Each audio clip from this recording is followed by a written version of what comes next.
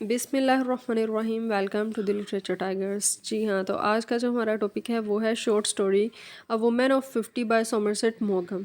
हम इसकी समरी देखेंगे, इसकी कुछ थीम्स को जो है वो डिस्कस करेंगे। तो सबसे पहले तो आपको एक वुमेन जो है वो नज़र आ रही होगी मिडिल एजेस में, जो कि 50 की एजेस में है। ठीक है, अब ये स्टोरी क्या है इसको हम नेक्स्ट देखते हैं। नेक्स्ट स्लाइड की तरफ मूव करते हैं। जी हाँ, तो राइटर का थोड़ा सा जो है वो इंट्रोडक्शन बहुत ज़रूरी होता है हमारी स्टोरी को समझने के लिए। ठीक है, उसकी राइटिंग टेक्निक्स को जानने के लिए। तो यहाँ पे हम देखते हैं कि वरना स्टोरी जो है वो लिटिल बिट डिफ़िकल्ट हो जाती है। अगर हम राइटर का थोड़ा सा इंट्रो जानते होंगे तो स्टोरी हमारे लिए ईजी हो जाती है। तो यहाँ पे जो सोमरसेट मॉगम था वो एक इंग्लिश राइटर था, साइकोलॉजिकल राइटर था, doctor and physician by profession and shrewd understanding of human psyche and nature. इसको ह्यूमन साइकी और नेचर के प्लेस ये लिखता था। ठीक है, इसकी जो राइटिंग्स थी वो साइकी के गिर्द ही रिवॉल्व करती थी। तो हम इसको जो है वो देखेंगे नेक्स्ट कि कैसे इसकी जो साइकी है वो आप कह सकते हैं कि एक औरत है जो कि मिडिल एजेस में है, उसका नाम क्या है वो सारा हम आगे डिस्कस करेंगे, और उसकी जो नेचर है उसके गिर्द ये स्टोरी सारी रिवॉल्व करेगी। ठीक है जी। तो यहाँ पे जो इसके कुछ थीम्स हैं वो सेल्फ डिस्कवरी है, ठीक है, रिग्रेट है, उसके बाद कॉम्प्लेक्सिटीज़ ऑफ मिसअंडरस्टैंडिंग है।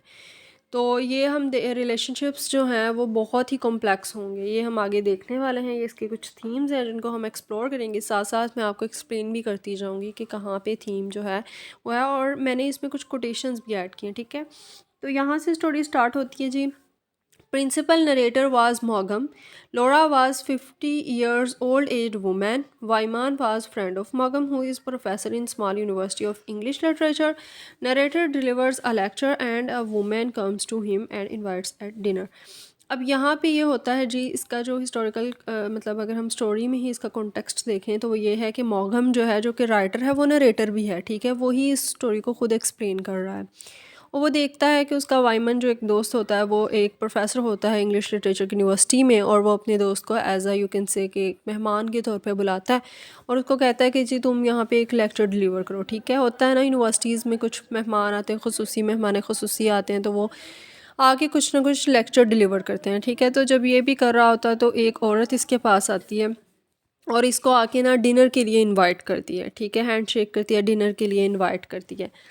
तो नेक्स्ट स्लाइड की तरफ मूव करते हैं। Narrator was unable. तो नरेटर जो था वो बहुत अनेबल था टू रिकॉग्नाइज द वुमेन, वो औरत को पहचान ही नहीं सका। And then women tells him that she is a professor in university and teaches renaissance.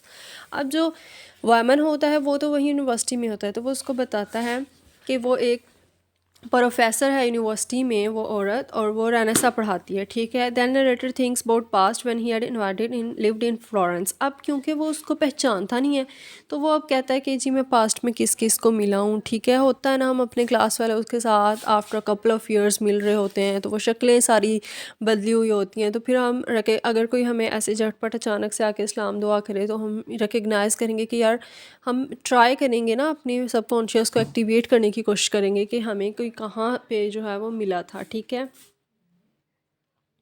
तो इसमें जो है वो फिर नरेटर थिंक करता है अपने पास्ट के बारे में। जैस्पर ग्रीन जो था वो उसका रिसेंट हस्बैंड था। ठीक है, was the husband of flora who was instructor in university. अब वहाँ पे एक आदमी होती है और वो पूछता है अपने दोस्त से, तो कहता है कि जी ये इसका हस्बैंड है जैस्पर ग्रीन और ये इंस्ट्रक्टर है इस यूनिवर्सिटी में। Suddenly his subconscious is activated and he memorises that 25 years ago he met with her.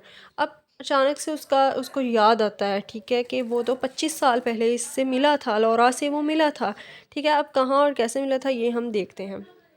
He recalls her appearance. वो क्या करता है, उसकी अपीयरेंस को जो है वो सोचने की कोशिश करता है कि किस तरह की तब लगती थी, और फिर उसे याद आता है कि उसकी टीटो से शादी हुई थी। She was married to Tito who was a gambler, जो कि एक गैम्बलर कहते हैं जवारी को। ठीक है, जो कि जुआ लगाता है, प्लेज कार्ड्स, और वो कार्ड्स खेलता है लेकिन वो हैंडसम होता है। ठीक है, ही वॉज पैनीलेस, मतलब उसके पास कोई पैसा नहीं था, वो बहुत गरीब था। And Laura was earning $5000 yearly, और जो लोरा है वो लौरा जो होती है वो $5000 ईयरली कमा रही होती है। ठीक है, और उसकी माँ जो है वो भी मतलब जो वो उसकी डेथ हो जाएगी, क्योंकि ये दोनों माँ बेटियाँ ही होती हैं। ठीक है, तो फिर वो उसके 5000 जो है वो एक्स्ट्रा मिलेंगे लौरा को, तो वो अमीर थी थोड़ी, मतलब खाती पीती थी। ठीक है, मॉगम was living as at his friend's house, colonel Harding and his wife Bessie Hardinge.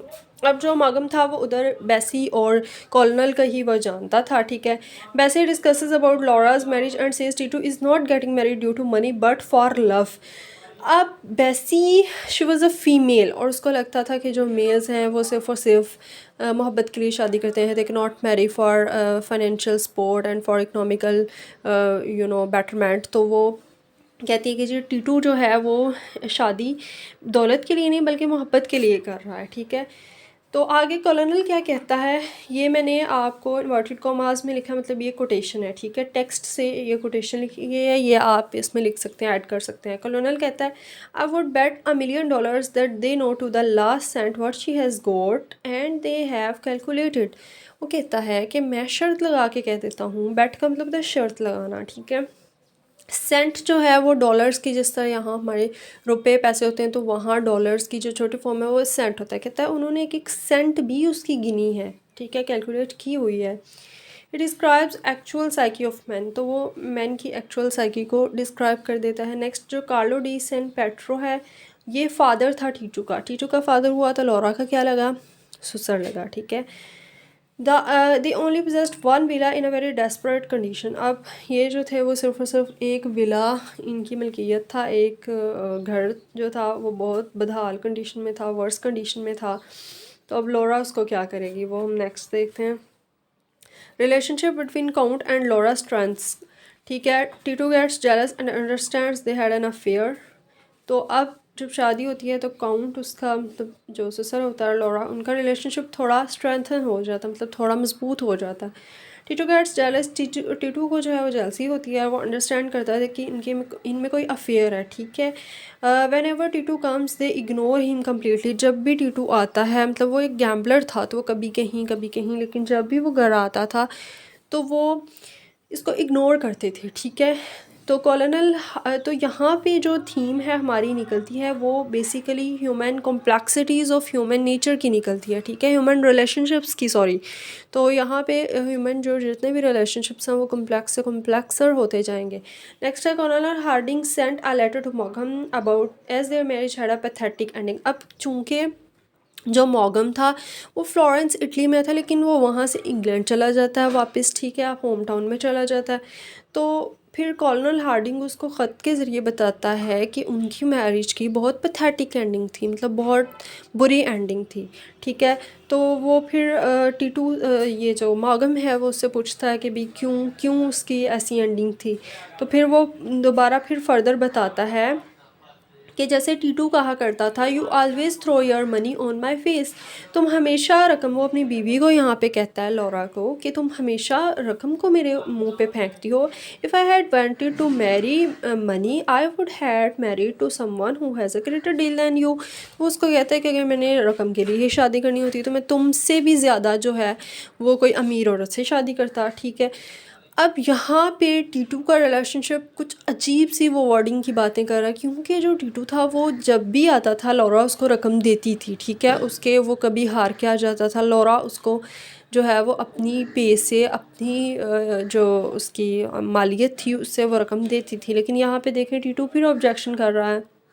तो Laura spends a lot of money on villa and decorates it. अब जो उनका डेस्परेट और वर्स्ट कंडीशन में जो उनका विला एक घर होता है उसमें लॉरा इतना रकम लगाती है। उस घर की ये कंडीशन है कि वहाँ पे एक बाथरूम भी नहीं होता, अच्छा, ठीक है। तो लॉरा उसको डेकोरेट करती है। फिर जब टीटू वापस आता है फ्लोरेंस से और सस्पेक्ट करता है, वो शक करता है कि लॉरा के रिलेशनशिप्स, मतलब फिर वही बात कि भाई शक नहीं उसके दिल से जा रहा। तो इन अ फिट ऑफ रेज, मतलब गुस्से की हालत में, ही शूट्स हिज फादर, वो अपने फादर को मार देता है। And was about to kill himself but she snatches pistol from him. मतलब वो अपने आप को ही मारने वाला था, लेकिन लॉरा उसके हाथ से जो पिस्टल है वो क्या कर लेती है, स्नैच का मतलब होता है छीन लेना, ठीक है, फोर्सफुली किसी से कोई चीज़ छीन लेना।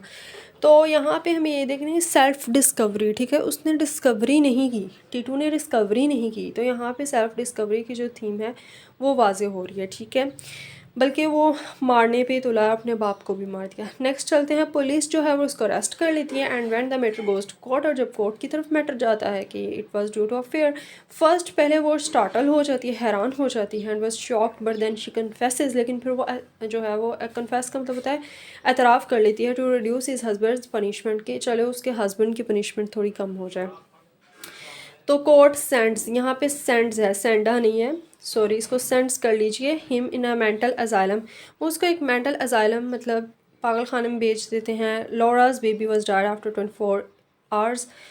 तो लॉरा एक बच्चे को जन्म देती है जो कि 24 घंटे के बाद वो मर जाता है। तो बेसी क्या कहती है, it's good that your baby died because he would be blamed as a son of murderer. तो कहती है कि भाई उसने कातिल का बेटा ही कहलाना था, तो ये अच्छी बात है कि तुम्हारा बच्चा जो है वो मर गया।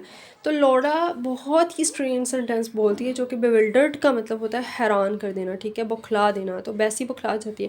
कहती है I have accepted in the court that I had an affair with my father in law. तो कहती है कि मैंने एक्सेप्ट कर लिया है कोर्ट में कि मेरा अपने फादर इन लॉ के साथ अफेयर था। तो वैसी कहती है कि भाई मैन जो है वो सिंपल होते हैं लेकिन जो वुमेन है वो बहुत कॉम्प्लिकेटेड होती हैं।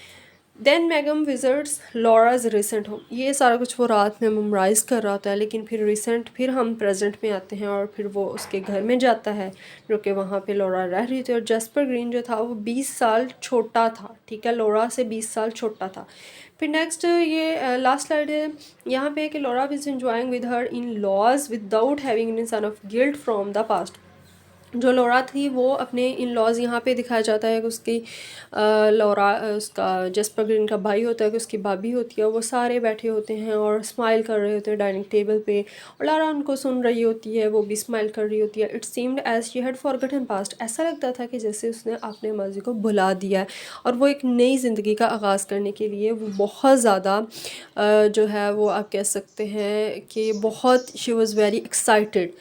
तो ये थी हमारी शॉर्ट स्टोरी। होप सो आपने इंजॉय की होगी, और अगर आपको वीडियो अच्छी लगे तो इसको अपने दोस्तों तक शेयर कीजिए। बाकी मुस्कुराते रहिए। Keep watching, keep subscribing. मिलते हैं अगली वीडियो में। अल्लाह हाफिज़ जी।